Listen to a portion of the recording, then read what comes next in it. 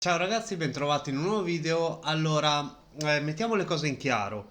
C'è stata una chiacchierata tra me e Massi sul server di Doc riguardante le RAM. Non era una discussione, era uno scambio di informazioni. Abbiamo imparato tutte e due qualcosa uno dall'altro. E in tutto questo mi sono reso conto che c'è molta confusione riguardante il settore delle RAM. Questo era anche per me e sicuramente ancora tuttora c'ho confusione su qualcosa. La mia intenzione non è mettermi in una cattedra e insegnare, perché se volevo fare questa cosa avrei continuato gli studi. Non sono qui per insegnare. Voglio semplicemente cercare di fare chiarezza in un utente che non ha chiaro certe cose che mi sembra che io e Massi abbiamo capito tramite ricerche e scambio di informazioni.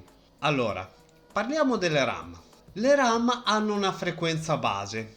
Quando uscirono le DDR, prima delle DDR, le RAM erano tipo 200 MHz, adesso non mi ricordo bene, ed erano 200 MHz, frequenza base era uguale alla frequenza totale.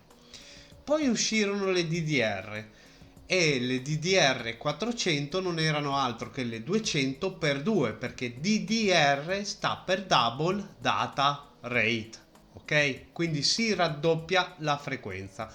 Non pensiate che comunque DDR3 voglia dire per 3, che DDR2, no, è un nuovo formato, un nuovo standard, ma è sempre doppio. DDR, fate riferimento sempre a Double Data Rate per quello che parleremo. Ora siamo arrivati a DDR4 che sono saltati fuori gli XMP. Cos'è l'XMP? L'XMP è praticamente nella maggior parte delle schede madri c'è l'XMP automatico oppure lo potete fare manuale. Non è altro che un overclock sulla frequenza base delle RAM. Ok, quindi se abbiamo per esempio una RAM da 3200, la frequenza base è 1600 perché 1600 per 2 fa 3200, il double data rate, ricordatevi. Però con l'overclock da 1600 metti che dell'XMP passa da 1600 a 1800 e quindi double data rate diventa 3600 perché il doppio di 1800 è 3600 e quindi abbiamo delle RAM da 3200 che in XMP vanno a 3600 come si faceva normalmente con i Ryzen 3000. Vi ricordate? Ok. Cos'è cambiato in questi anni? Allora, ho notato, se noi prendiamo la scheda informativa nel sito Intel dell'i7 4770K, andiamo a vedere che supporta RAM per esempio da 1600 MHz, è ben specificato. Mentre se prendiamo il 14700K, sempre i 7, parla non più in megahertz ma in megatransfer al secondo. Cos'è il megatransfer? Il megatransfer è la capacità effettiva della RAM di trasportare dati. Ora, per ottenere i megatransfer, come si fa? È la frequenza finale delle RAM.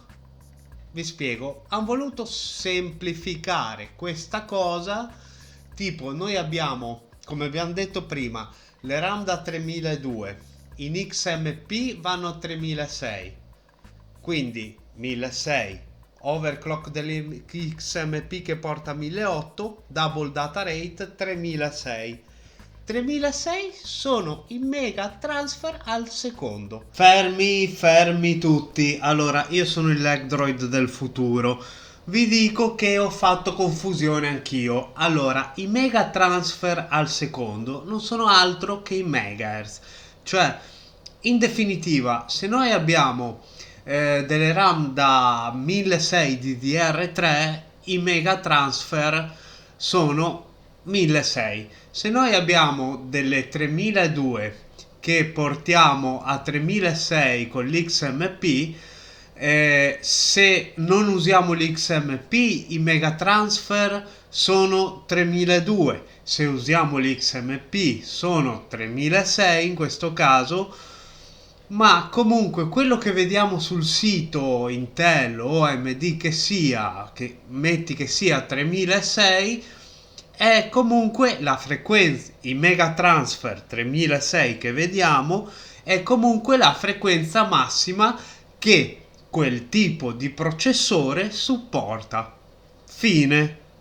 Quindi quando voi leggete mega transfer al secondo è, è lì, è il pacchetto completo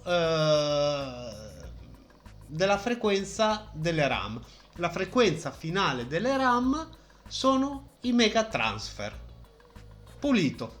Allora, questo va per chi si deve fare un PC o magari per chi non lo sapeva.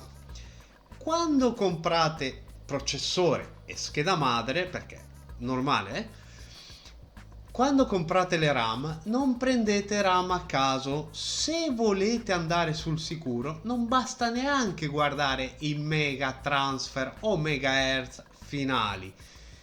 Se volete andare proprio sul sicuro con la compatibilità, andate sul sito del produttore della scheda madre, cercate il modello che volete comprare e nella compatibilità, la chiamano così di solito, oltre ad esserci i processori, ci sono anche i modelli di RAM con il numero seriale anche. Di solito la lista è molto lunga e più aggiornano i BIOS, più questa lista si allunga. Però se volete stare sul sicuro, guardate questa lista che vi propone il sito del produttore e lì andate a colpo sicuro. Poi tutto il resto è un azzardo, dopo non risponde la garanzia se usate RAM sbagliate, niente. Quindi se volete andare sul sicuro andate lì. Il casino per i nuovi utenti è che una volta, non lo so, prendevi due banchetti da DDR3 1600, le ficcavi ed eri a posto.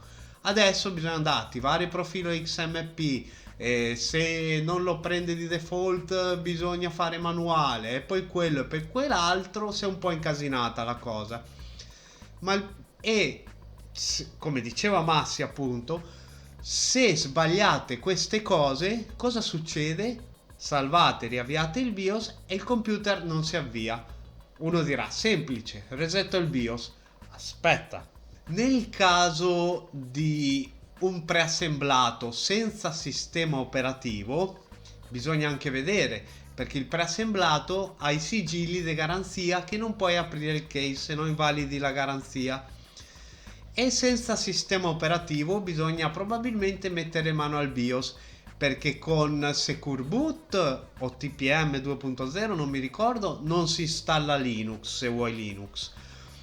Se fosse disabilitato invece non si installa Windows 11, a meno che è di qualche Windows 11 magheggiato.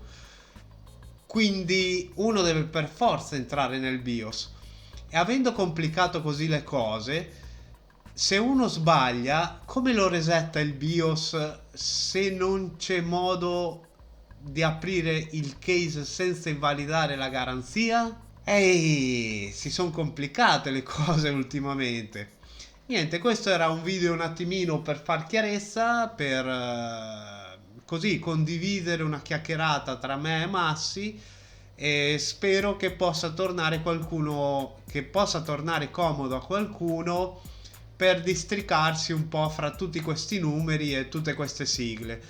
Magari se siete interessati all'argomento o se comunque ho tralasciato qualcosa o non lo so, ho sbagliato qualcosa, perché sicuramente qualcosa posso aver sbagliato o non detto precisamente, scrivetelo nei commenti, tanto siamo una piccola community alla fine, ci aiutiamo a vicenda.